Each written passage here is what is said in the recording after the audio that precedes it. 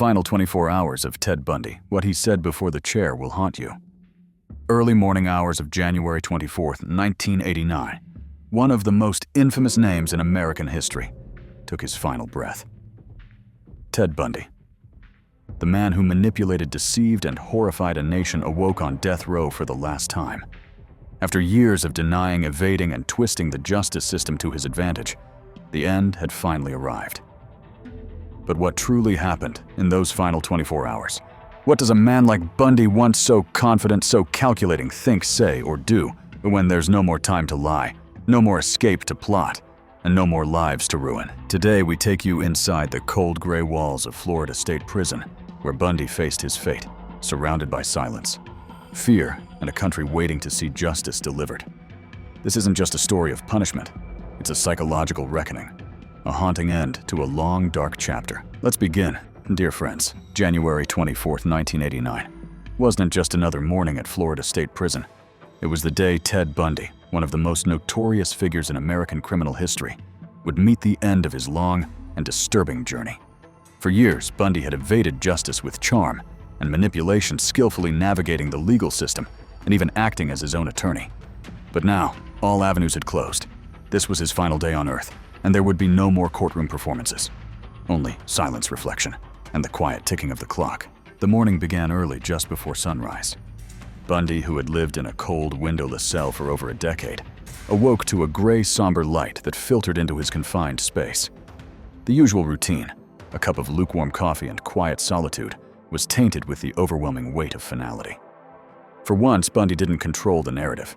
There were no more tricks to play, no more stories to spin. Today, he would die. At 8:00 a.m., his attorneys Polly Nelson and Jim Coleman were already working behind the scenes, launching a final round of appeals and petitions to halt the execution. Their argument was centered around Bundy's mental competency, suggesting that he was not fit to face the electric chair. But the courts were unmoved. One by one, the requests were denied. The legal system, once manipulated by Bundy's intellect and arrogance, no longer had sympathy. The doors were closing. By noon, it was official. The U.S. Supreme Court had refused his last plea. Bundy had less than 24 hours to live. He knew this time there would be no last-minute miracle. The fight was over. In the early afternoon, a rare and emotional moment unfolded. Bundy was granted a final visit from his mother, Louise Bundy.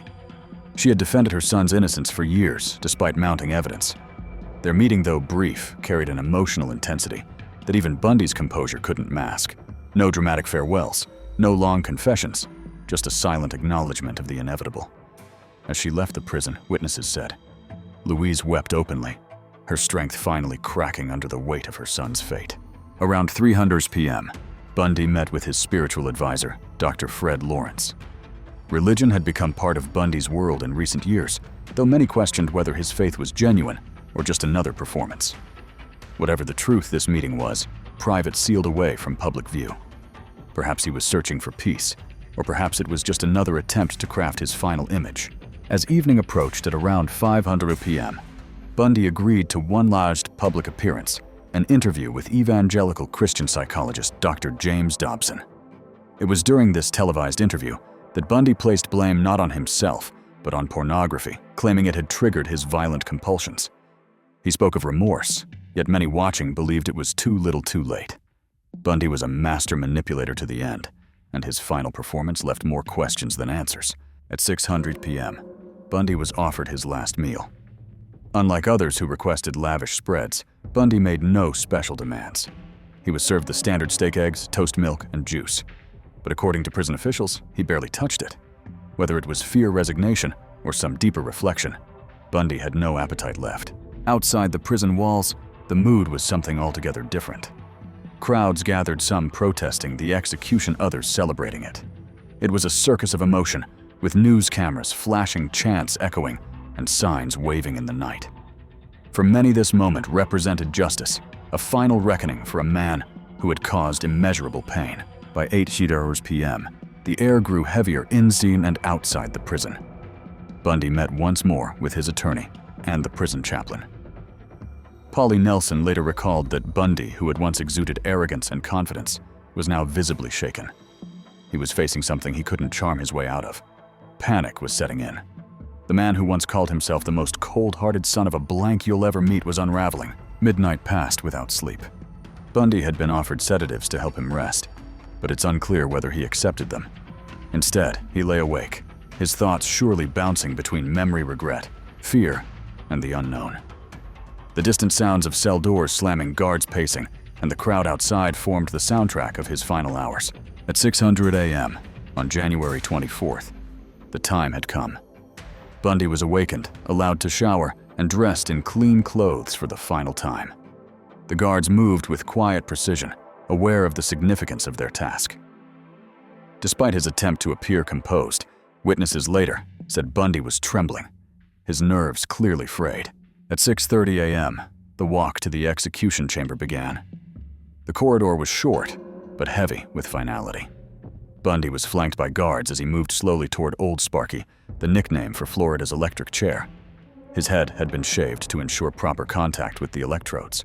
A sponge soaked in saline was placed on his scalp. Leather straps secured him tightly to the chair. In the viewing area, two witnesses sat silently. Among them were journalists, prison officials, and relatives of his victims. But Louise Bundy was not present. She and her son had agreed it would be too much for her to bear. As the final preparations were made, Bundy was asked if he had any last words. His voice was low, almost inaudible. "Jim and Fred," he said, turning to his lawyer and spiritual advisor. "I'd like you to give my love to my family and friends." And then it was time. The executioner flipped the switch. 2,000 volts of electricity surged through Bundy's body. Witnesses saw his muscles contract, his body tense. The death was quick. At 7:16 a.m., Ted Bundy was pronounced dead. Outside, the crowd erupted. Fireworks exploded in the sky. People cheered, held signs, and chanted, "Burn, Bundy, burn." For many, it was a cathartic release, the final moment of justice for a man whose crimes had haunted them for decades. In the days that followed, Bundy's body was cremated. Rumors circulated that his ashes were scattered in the Cascade Mountains, the very area where he had committed many of his darkest acts. There was no public funeral, no mourning, just the quiet closure of a story that had shocked the nation. Bundy's final 24 hours offered a rare glimpse into the last moments of a man who had once considered himself invincible. But in the end, there was no escape, no deal to cut, no words to save him, just silence and the weight of justice. As the sun rose over Florida on January 24, 1989, the long and twisted journey of Ted Bundy came to a close.